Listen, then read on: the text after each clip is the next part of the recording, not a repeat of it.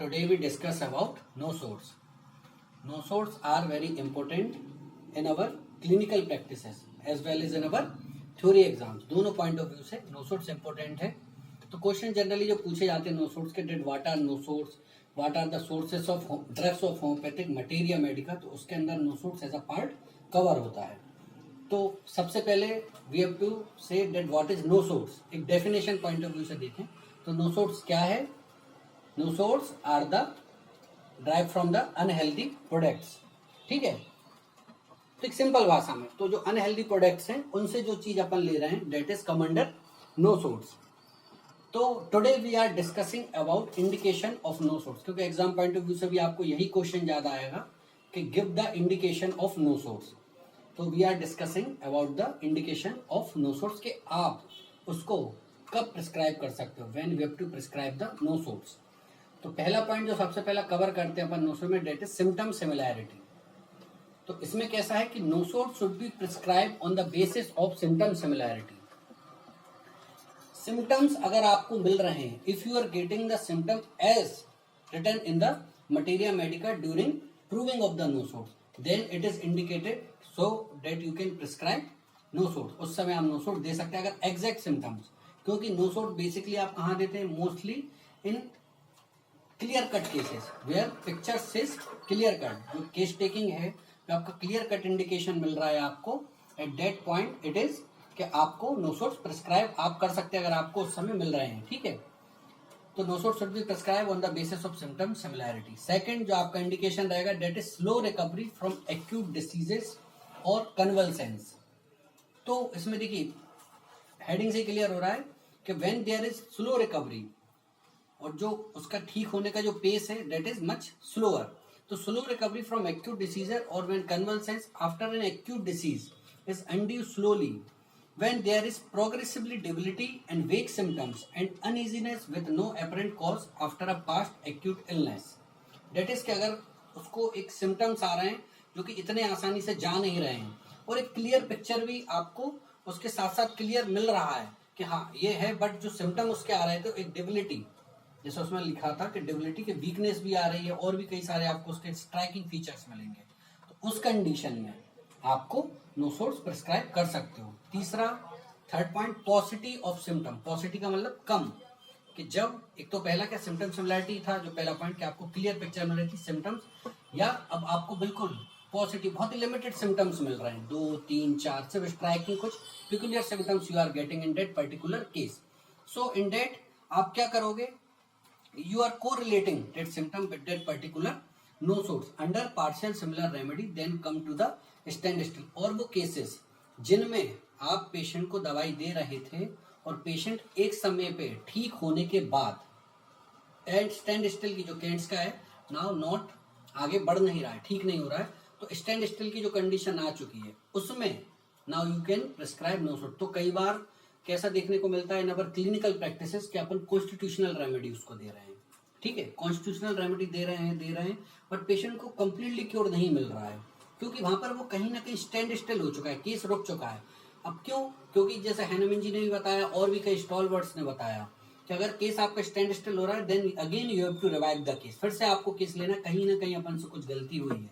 जब आप देखते हैं तो वहां पर को कई सारी चीजें मिलती है कि यार ये कुछ सिम्टम छूट गए थे या कुछ अलग सिम्टम है जो इसको एज अ मेंटेनिंग कॉज बनाए हुए. तो उस मेंटेनिंग कॉज को हटाने के लिए आप no-shows बीच में दे सकते हैं.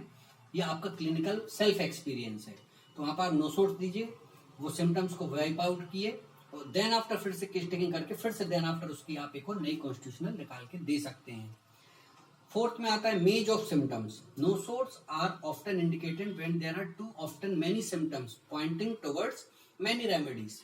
अब आपके सिम्टम्स आपके पास कई सारे हैं, बहुत सारी रेमेडी की ओर भी आपको इंडिकेट कर रहे हैं, तो उस कंडीशन में आप क्या करेंगे कि clear picture of a single remedy जब आपको नहीं मिल रही है, एक सिमिलिमम एक कॉन्स्टिट्यूशनल आप नहीं निकाल पा रहे हैं, but you have to give relief to your patient, उस कंडीशन में भी आप no-shows प्रिस्क्राइब कर सकते हैं अगर क्लियर कट पिक्चर है वहां पर पेशेंट की. तो उस सिम्टम को उस no-shows के सिम्टम से मिलाना है and you have to prescribe. अगर वहां पर बहुत सारी रेमेडी निकल रही लेकिन आप कंफ्यूज हो रहे हैं, सल्फर है, बेलेडोना है, लाइकोपोडियम है, लाइकेसिस है, और कुछ सिम्टम उसके पिकुलियर निकल के आ रहे हैं, तो आप उस समय नो सोड दे सकते हैं, तो हो सकता है देन आफ्टर एक अलग क्लियर पिक्चर मिले जो आपको एक पर्टिकुलर कॉन्स्टिट्यूशनल रेमेडी की ओर फॉरवर्ड कर देगी।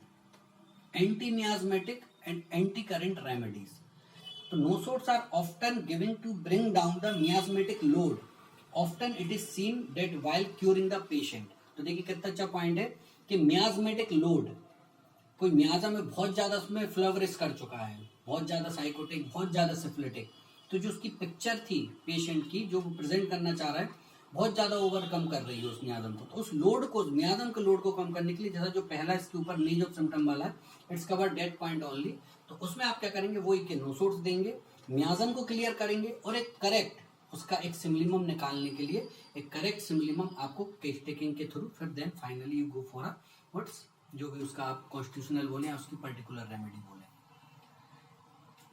Indication of nosode depend upon past history and the family history also. देखिए ये भी बहुत अच्छा पॉइंट है कि जो नो सोड्स है पास्ट हिस्ट्री और फैमिली हिस्ट्री से भी आप उसको रिलेट कर कर आप दे सकते हैं। जैसा एग्जांपल में pyrogen never well since septicaemia और मिसकैरेज, तो पेशेंट अगर आपको डायरेक्ट बोल रहा है कि sir at the time when I have miscarriage, उस समय से मैं बिल्कुल ठीक नहीं हूँ, यार आफ्टर दैट सेप्टिसीमिया मेरे को ये बुखार बना हुआ है या मेरे को कंप्लेंट बनी हुई है, in that condition you may prescribe pyrogen.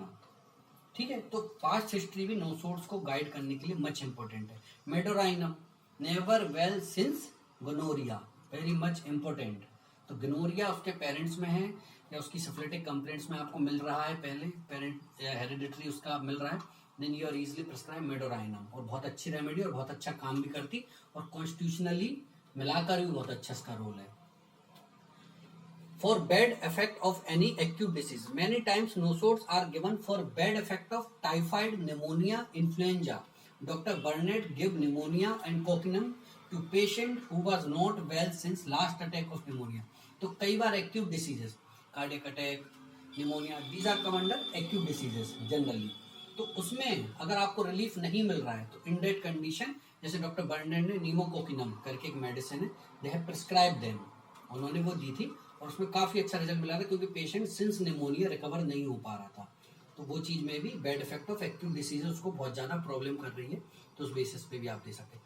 Prophylactic, सबसे ज्यादा प्रोफाइलेक्टिक जो आजकल कोरोना में चल रहा है, that is preventive prophylactic before any diseases, किसी डिसीज के होने से पहले भी आप इसको नो सोड्स को यूज कर सकते हैं। Many time nosodes are used as prophylactic, example morbillinum for measles, parotidinum for mumps, variolinum for chicken pox and typhoidinum for typhoid. एक जनरल एग्जांपल्स हैं जिसमें वेरुलिनम इस बहुत ही एक्सलेंट यूज है, मैंने खुद अपनी पर्सनल क्लिनिकल प्रैक्टिस में उसको यूज किया वेरुलिनम का, कि अगर चिकन पॉक्स एपिडेमिकली अगर फैल रहा है कहीं पर तो आप वेरुलिनम का 1 या 2 डोज ऐसा, जैसे आर्सेनिक का भी चल रहा है मॉर्निंग में, तो ऐसा आप उसके सिंगल 30 में डोज ले लीजिए, it is much benefited.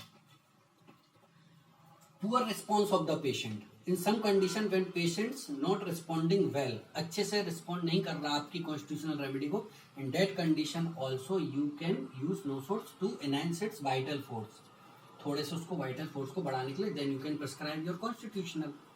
poor recovery, poor patient response इन दोनों केसेस में, ठीक है।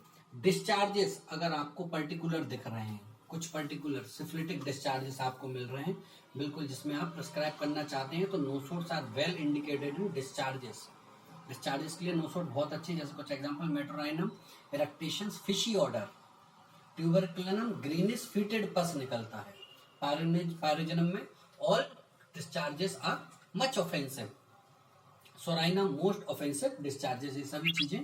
तो डिस्चार्जेस में अगर आप देना चाहते हैं तो nosodes you can well prescribe, अगर वहां क्लियर कट बाकी भी सिम्टम उस रेमेडी से रिलेटेड आपको मिल रहे हैं तो। Nosodes should never be given in low potency, बहुत ज्यादा लो पोटेंसी में नो सोड्स को नहीं दिया जाता है, क्योंकि देखिए कैसा है, सिंस इट्स फार्मेसी अपन जानते हैं, तो जो बनने का उसका प्रोसेस कैसा है, फ्रॉम डिसीज प्रोडक्ट्स उन्होंने लिए हुए हैं, तो ज्यादा लो पोटेंसी देंगे तो ज्यादा क्रूड फॉर्म रहेगा, तो may be the chance for somewhat reaction और सेकेंडरी एक्शन अलग टाइप से मिल सकता है, तो थोड़ा सा मीडियम हाई पोटेंसी की ओर ही ये जनरली प्रिस्क्राइब होता है। So this is the generally 7 or 8 points which covers the no sodes, its indication of the no sodes. I think it's benefited for all of you.